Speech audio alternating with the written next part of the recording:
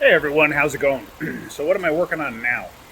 Well, I got a 2005 Ford 500 with a 3-liter dual overhead cam. It got towed into us from another shop. I've told you that we get vehicles from other shops towed into us when they can't figure out what's going on. And this one, they did figure out what's going on, and they did a repair. And after they did the repair, they couldn't get it running. And it drove them crazy. They couldn't figure out why. So what happened? It came into their shop, and what happened was the customer, and I spoke to the customer too. The customer had gone to a gas station, not to get gas for the car itself, but to get gas for his lawnmower. So he had a gas can in the trunk. He went and got gas for the gas can, went and started it up, and all of a sudden it was just running terrible. Okay, running terrible. So he brings it to that other shop. The other shop looks at it, says, okay, well, it's got cam sensor code. Maybe the cam sensor failed. So they put a new cam sensor in it. Twice. Didn't fix anything. So then they actually replaced the connector for the cam sensor. Didn't fix anything. So then they checked and they realized the front cylinders, the front three cylinders, were not contributing at all to how it was running. The cylinders were basically dead. They said they did a compression test, and they had compression, but it seemed a little on the low side. I don't remember what the numbers were that they gave. So then they realized, well, hey, I got a funny feeling this thing may have skipped a timing chain. They took the valve cover off, and sure enough, they counted the teeth, because they actually, you have a, in the description on how to do the repair of the timing chain or how to replace it, it tells you how many links are supposed to be in between each gear. Sure enough, it had skipped a link. So instead of having, I'll show you in a minute. Instead of it having 12 links in between the marks, so the technical, if you think about it, that's 14 links on the chain between mark to mark, but there's 12 links in between. So then each mark on each chain adds a link. Think about it, so that makes it 14. But anyway, so 12 links in between the link that has the mark. So they said it was at 13. So they're like, oh, okay, well, this makes sense because it's on the front end, the front bank, left bank. So they went ahead and they did a timing chain job. They used good stuff. They used what appears to be factory stuff. I'm not sure, though, but it appears to be. It looks like good stuff. The reason I know this is because I had to take it all apart again. And I didn't think about making a video on this because just got back from vacation, and it was one of those things where this hit me as soon as I walked through the door, and I didn't know where it was going to go, so I just didn't even think about making a video. But you can hear it running right now.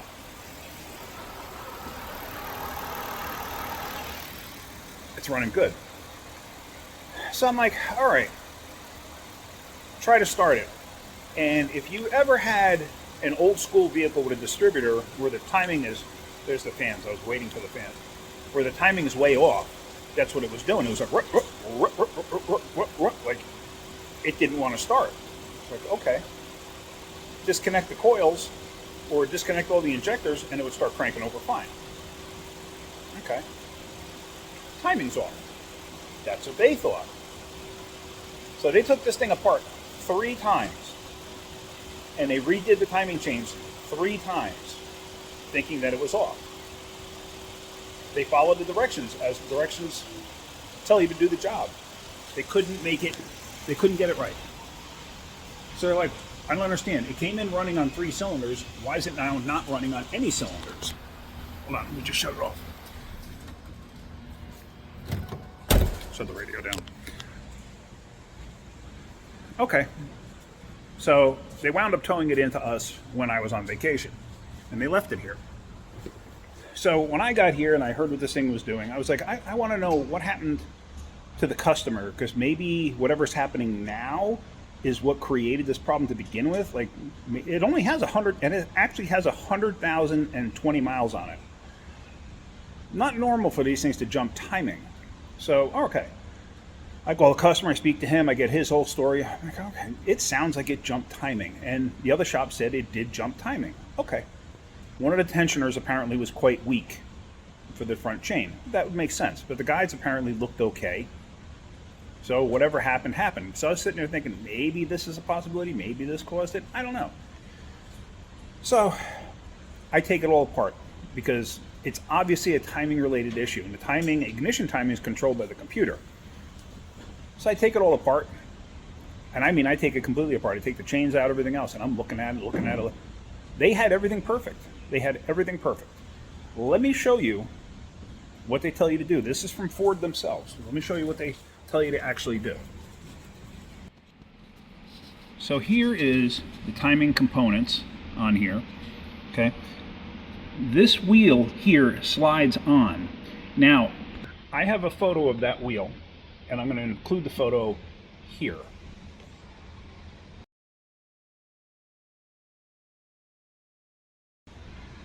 Okay, so you see that photo. Now look at it really carefully, okay? Now that's not technically in time right there. If you look at what this picture is, it's not technically where it needs to be. But I want you to pay attention to that photo for a minute. You know, go back to it, take a good look at it again.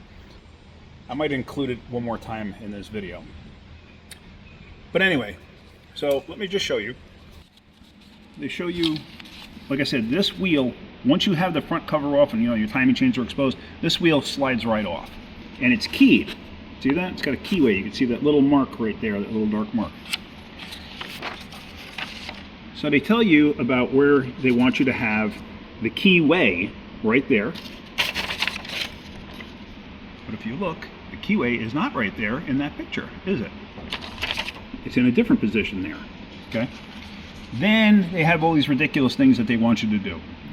They want you to get the keyway in the 11 o'clock position. Like, they can't make it simple. It's got to be the 11 o'clock position.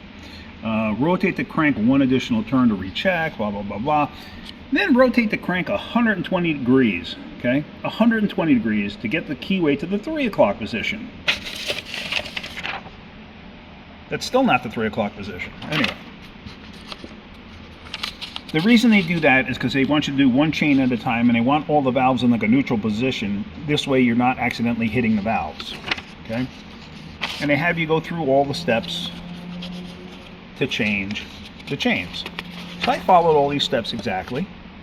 And of course, when I was done following all of these steps, I wound up in the same position as the way the other shop had it. Okay. Something wasn't making sense here. So here they tell you how to compress the tensioners, because it's got two tensioners. And here is where they tell you about the links. And they tell you how many links to go in between. If you don't see marks, then add your own marks, so this way you know.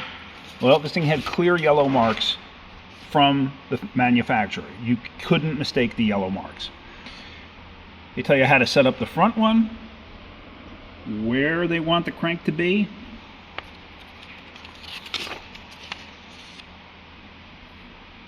Then they tell you to install the crank boat and rotate the crankshaft clockwise 120 degrees. 120 degrees, okay? Then you want to verify that the cams are in these positions. Then you install the chain. Put the guides in, put the tensioners in. Then you have to, where is it? Let's see. Install the chain, install the guides. Rotate it counterclockwise 120 degrees, because you got to get the keyway into a different position there. I don't know if you can actually see it. Yeah, see, they actually have it in that slightly downward position, but it's lining up the marks on the chain. So then you have, whatever it is, 12 links on the chains between the cams. That's front and rear, or front and rear. And then you have 27 links and 30 links between this point and this point, or this point and this point. Okay. So now when all is said and done, it doesn't really tell you much of anything. It says, it does however say this, and this is what threw me first. Like, I had to read this several times. The pulse wheel is used on several different engines. Install the pulse wheel with the keyway in the slot stamped 30 or 30 RFF, orange in color. Okay? But now if you see that picture, you would think that's the position it's supposed to be in. Actually, here's a blow up. Okay, that's what you would think it's supposed to be in. I went to the other shop and I got the old gear. Okay, you notice the gear there's the keyway. There's that timing mark. Okay.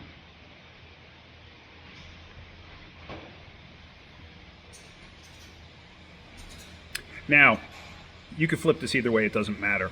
That keyway winds up in the same spot regardless. If you have it like this, or if you have it like this. See, it winds up in the same spot. It doesn't matter. Okay? But that mark there, that tone wheel has 2 keyway holes in it. Okay? The 2 keyway holes line up perfectly with this in that position. Perfectly. So you would think that's how it's supposed to go. But now remember back to where it says the slot that's marked 30 or 30 RFF. Okay. This thing had that keyway there, and it had another keyway down here. But down here, closer to this one, but still, like, it was almost centered, but it was a little bit closer to this one. It had that 30 RFF number. So I was like, I wonder. So I took that and I installed it the other way. When I installed it the other way, it didn't line up with this mark. However, when I looked at the back of that tone wheel, you could see a witness mark from that keyway, from that timing mark. It was never supposed to line up with the keyway. So this tone wheel, this opening wound up here, not there, like it shows you in the diagrams for this vehicle. These are from Ford. I mean, it's through all data, but it's from Ford. Yeah. I even told them I would have made the same mistake more than likely. But I know now. I know now to check that type of stuff. I mean, how incredibly stupid is that? Why? What's the reason for it? I don't get it. I would have made the same mistake. Any logical person would have made the same mistake. When I knew this was coming in and I had heard the story about it, I was still on vacation. I actually started doing some research, and I found one, what are they called, forums or whatever, where people talk about their different problems, and like they put, I don't know, I guess they're called forums or chat rooms or whatever. And I found somebody who was like a Ford guy, like a big time Ford guy, and he was talking about that and how big of a problem that is because of what Ford did with that design. And sure enough, like, I didn't understand what he was saying when I was reading it because I didn't have the car in front of me. But as I was working on it and as I was looking at it and as I was analyzing everything, all of a sudden, bing, the light is what went off. And that's when I looked at the backside of it and I realized there was a witness mark. So yeah, unfortunately, like I said, I didn't think about making a video on it. It just didn't dawn on me at the time. So yeah, this is one of those weird ones, really weird ones. Like I said, I guarantee you, had I been doing this job, I would have probably made the same mistake. I would have probably done the same thing. So I can't fault the guy who did the job. I mean, things happen. Sometimes you need another set of eyes looking at something. I've done it before where I've fixed something and it's something's not right. And it's like, I can't for the life of me figure it out. You can't wrap your head around it. And you just need another person who's mechanically inclined to look at it and reevaluate it in order to figure it out. It happens. It happens to the best of us. So I can't fault the guy who worked on it. You know, he did the job correctly, and he did the job the way the manual tells you to do it. The way Ford tells you to do it. That's how he did it. Well, what are you going to do? All right. Well, hopefully you got something out of that. If you did, hit that like button. If you could, please subscribe. All right, guys, have a great day. Keep wrenching.